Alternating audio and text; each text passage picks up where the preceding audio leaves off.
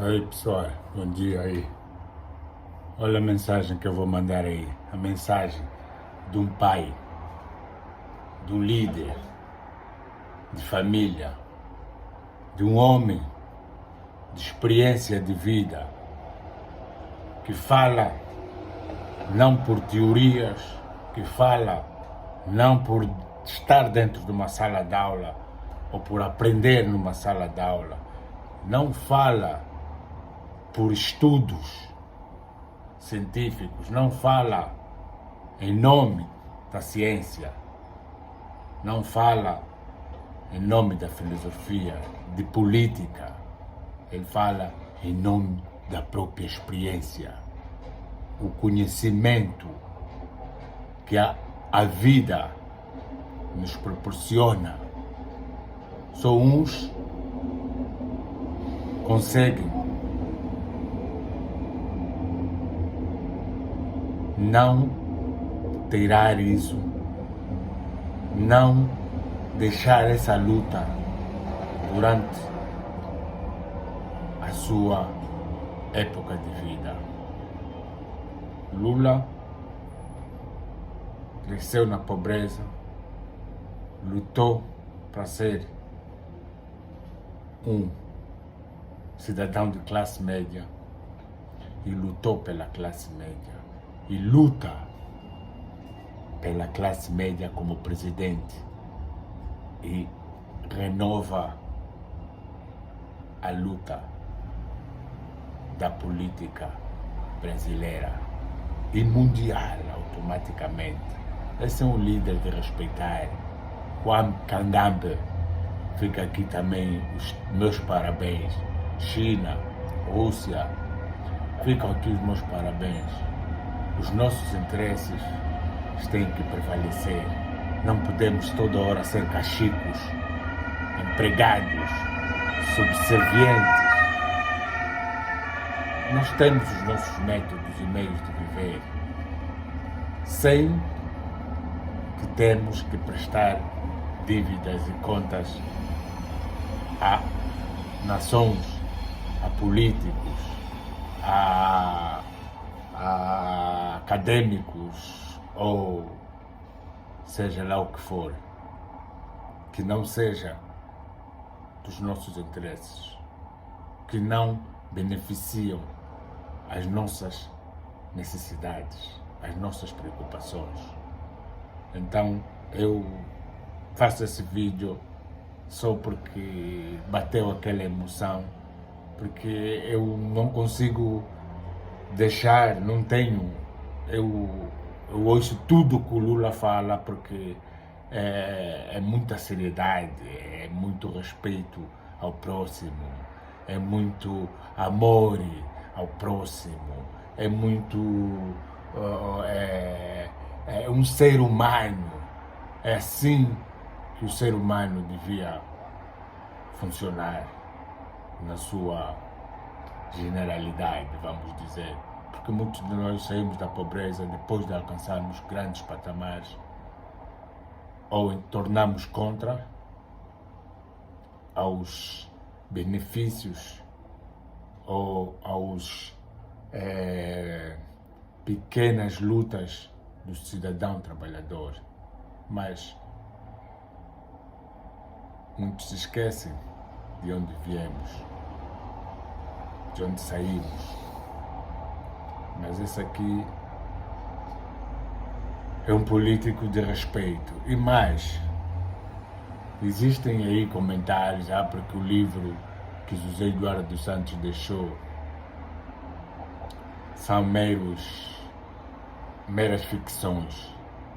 Não se deixam levar por isso em Angola. Aquela é a história de José Eduardo dos Santos, da vida e do conhecimento, da experiência que teve como membro, como guerrilheiro, como membro do MPLA e como líder do partido e como presidente da República. Não vamos confundir o que está escrito da própria filha Xizé dos Santos. Ele diz não ter muito afeto, não ter muito em comum com a filha. Então, não vamos confundir, nem vamos deixar-nos confundir. Eu li o livro e vou repetir a ler, entendi e vou repetir a ler, porque é uma coisa que eu não esperava, especialmente eu não esperava. Mas já prevíamos, ou muitos de nós já sabiam de quase 70% da história que ele conta. Então, não são meras ficções, nem são invenções ou algo de escondido. A única observação que eu fiz, que eu acho que ele não foi leal, mas também não mentiu, foi não dizer onde nasceu, mas sim que cresceu Sambizanga ou Sambila, uma coisa assim, se eu já não me recordo, Sambila ou Sambizanga. Essa ele falou, cresceu ali, não apontou amigos, não apontou o nome da rua, nem vizinhos, nem vizinhas. Isso é uma única coisa que ficou nas nuvens. Se um dia saberemos, virá de fontes que comprovarão o inédito, o que a gente espera. Mas, contudo, o livro é história de José Eduardo Santos, alguém que nos liderou, que nos comandou por 25, 30 e tal anos, há mais de 30 e tal anos, vamos supor.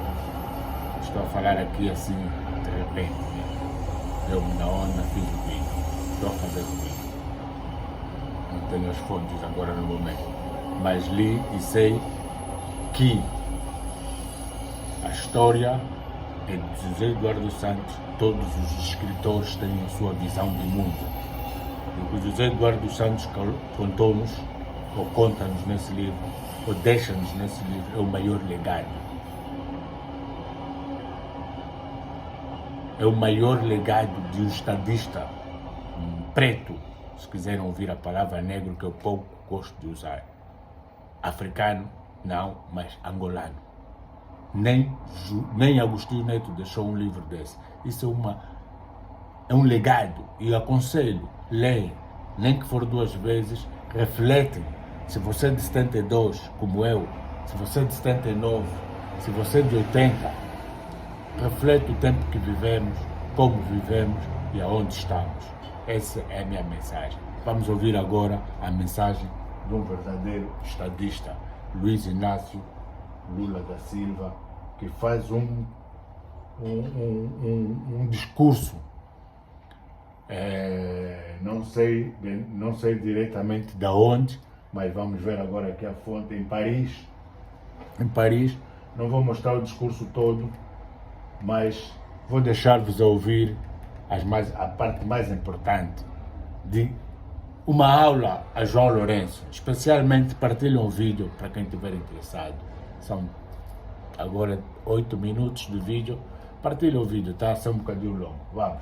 Vamos ver o que um líder e como um líder deve ser. Um pai de família. Alguém que não esquece de onde veio. Alguém que não esquece de onde saiu. Alguém que não esquece os que estão, os que ficaram por lá. E as dificuldades não só o que estão a viver, o que continuam a batalhar. Ele chegou a líder de uma nação 3 vezes democraticamente. Ele chegou a ser condenado injustamente. Ele foi perseguido. Ele fez um discurso profético que antes de ser preso de que fugir e mostrar a realidade.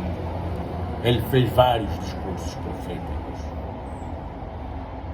Ele conseguiu mostrar a realidade, provou.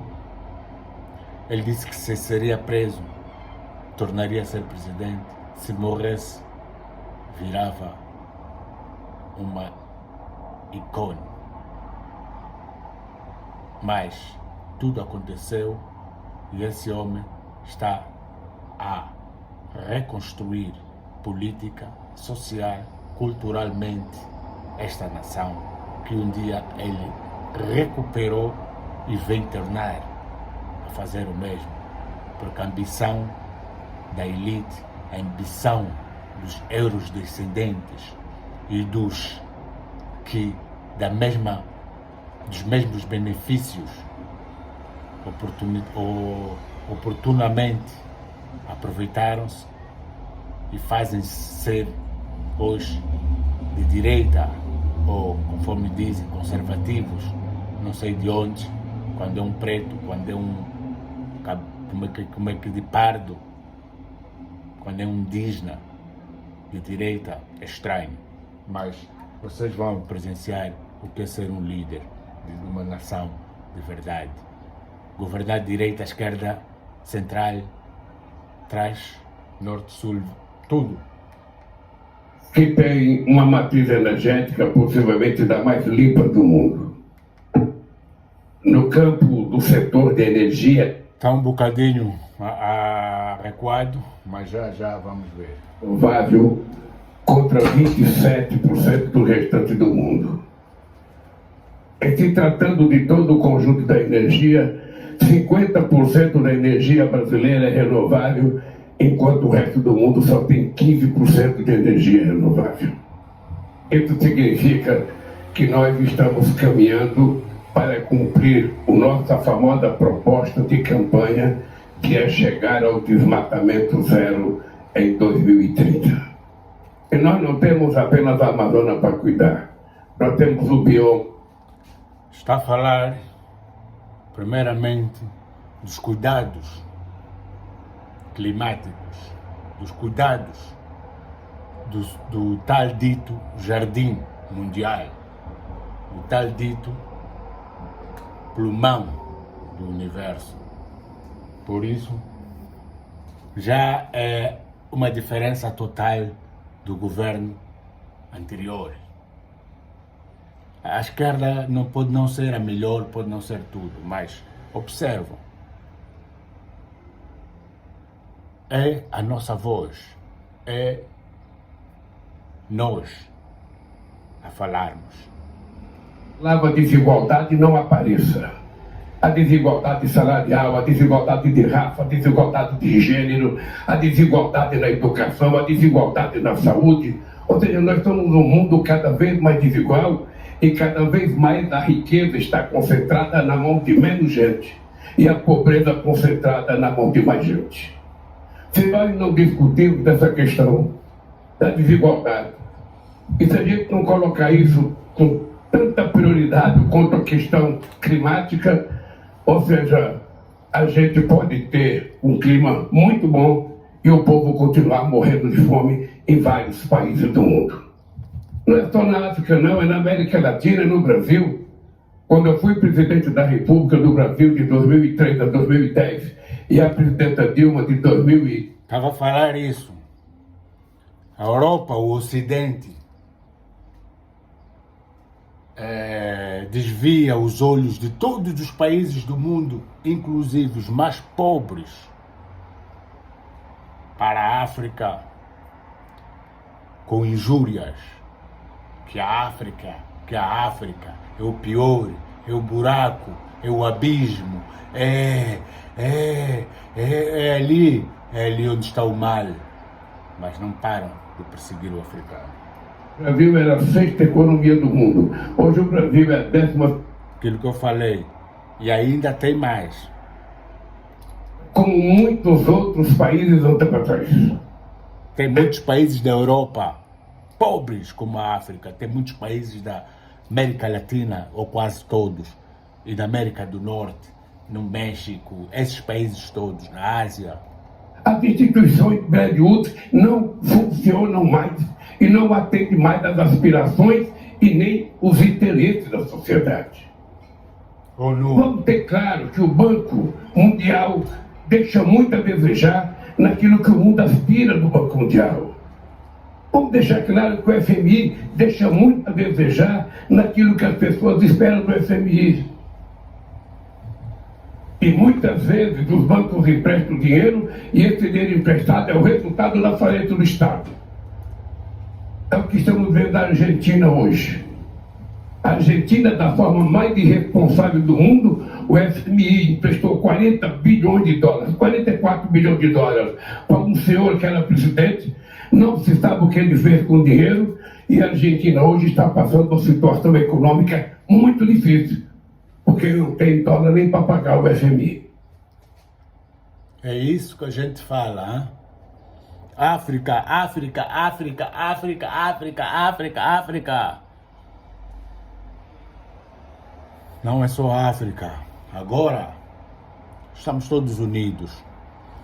E esse é o cara que foi perseguido não pelos brasileiros de elite, não pela elite, pela direita brasileira, mas americana, europeia, metido ali. O maior orgulho era deixar o Brasil no estado que estava anteriormente, mas o Brasil é muito grande e as riquezas são superiores e o mundo tem os olhos no Brasil. Não vão conseguir e nunca conseguirão fazer o que fizeram no Iraque, na Líbia e na Síria.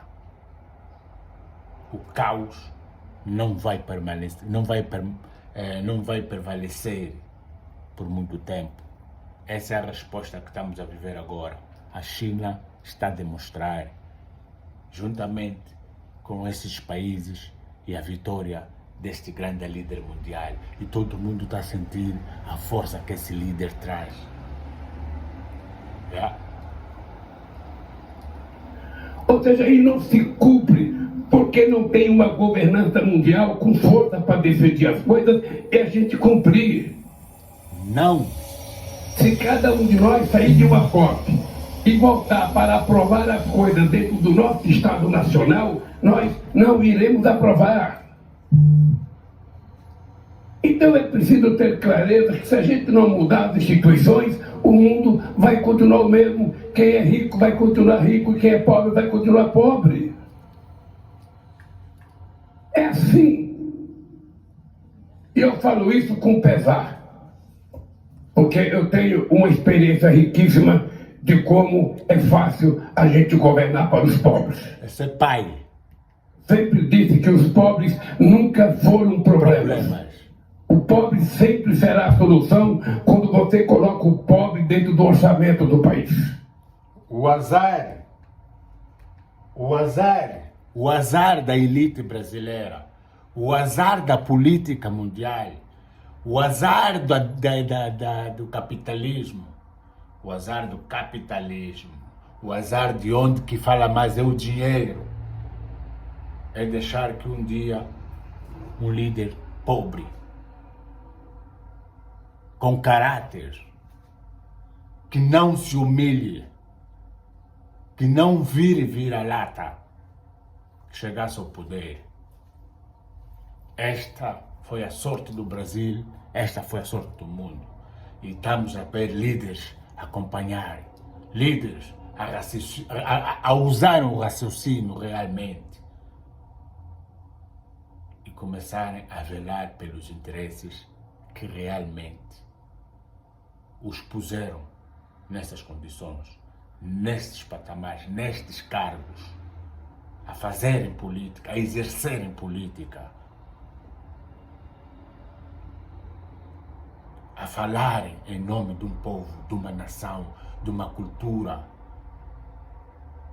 a falarem por um povo, não de religião e não de culturas, mas sim da cultura de todo mundo, de uma nação, em defesa de uma nação.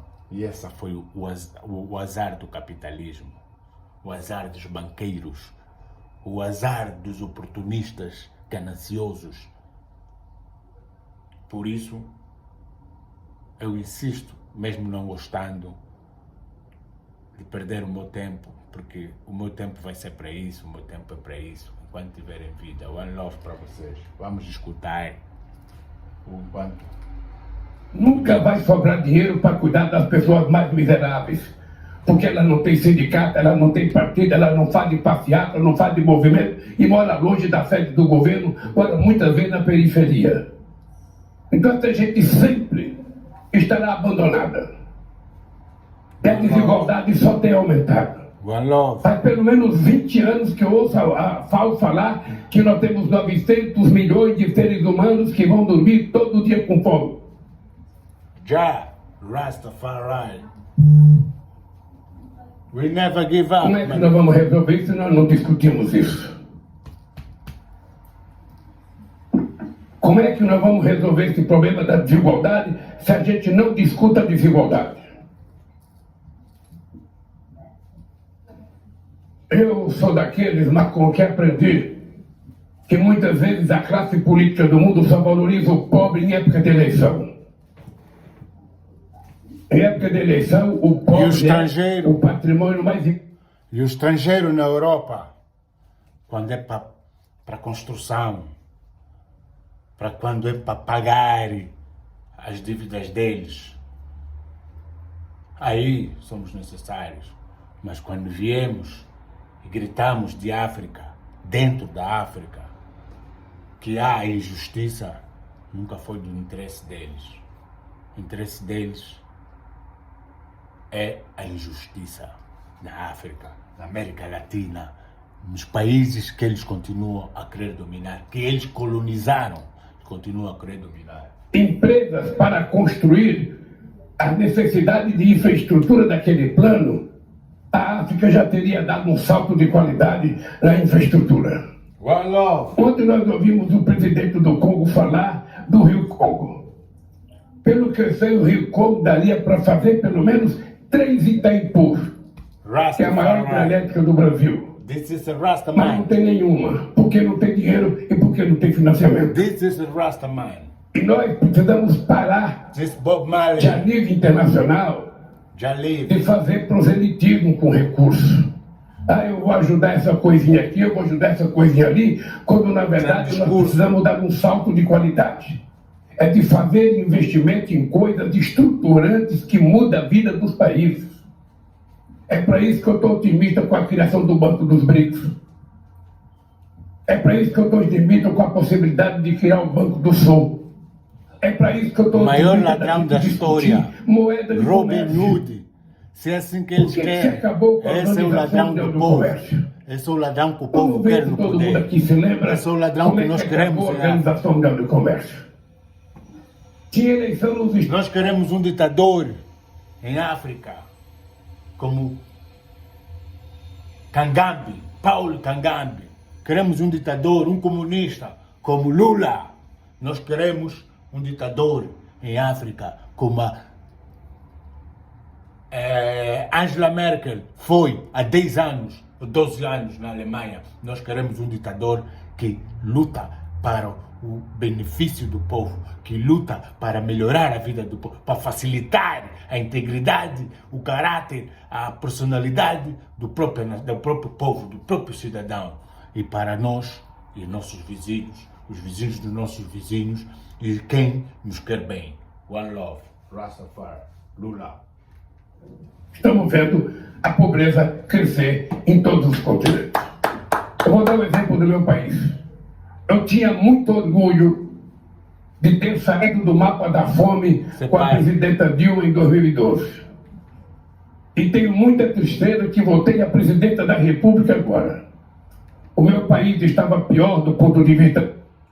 Eu tenho muita tristeza do meu país ter um governante que morre e deixa uma autobiografia da sua liderança, que se pode fazer algo, mas que infelizmente continuamos a ter um governo subserviente a Portugal, uma justiça subserviente à justiça portuguesa.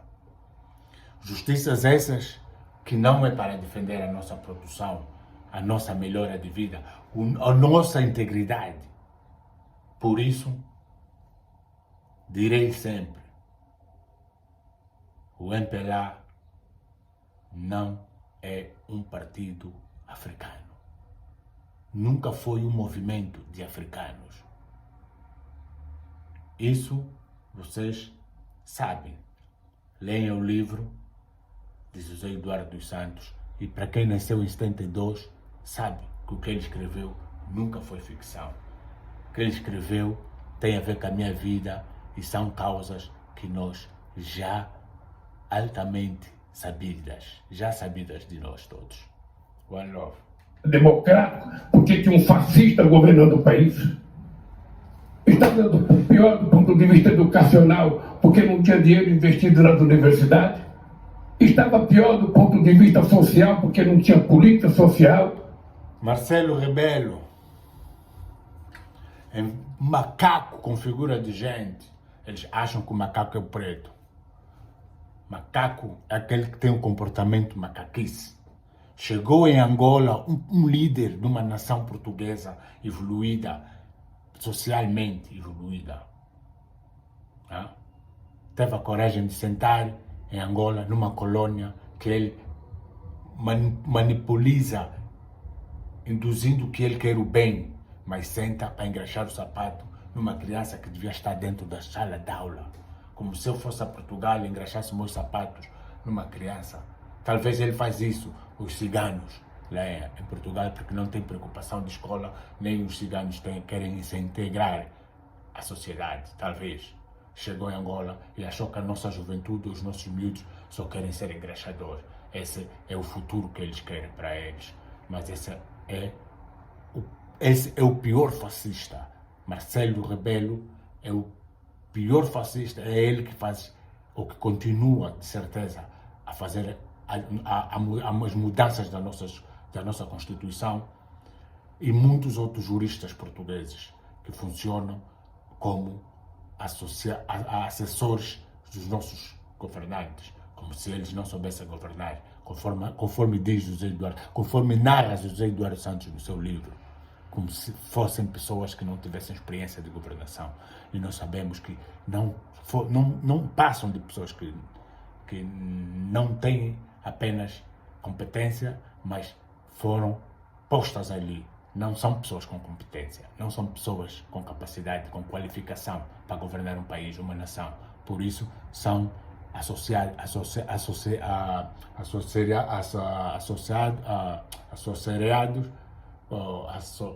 palavra, são ajudados pela Corte e a Constituição Portuguesa. São assessorados, é o que eu queria dizer. Mas vamos ouvir, é igual, português nem minha língua. O que eu queria dizer era isso. Estava pior do ponto de vista econômico. E nós agora temos que fazer tudo o que já tínhamos feito. Tudo que nós fizemos entre 2003 e 2016, nós vamos ter que refazer tudo para o país voltar a crescer.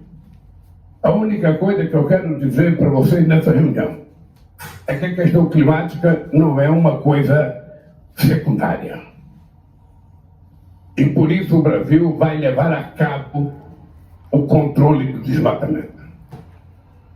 Por isso nós vamos... Era isso que eu queria mostrar para vocês. É uma lenda viva.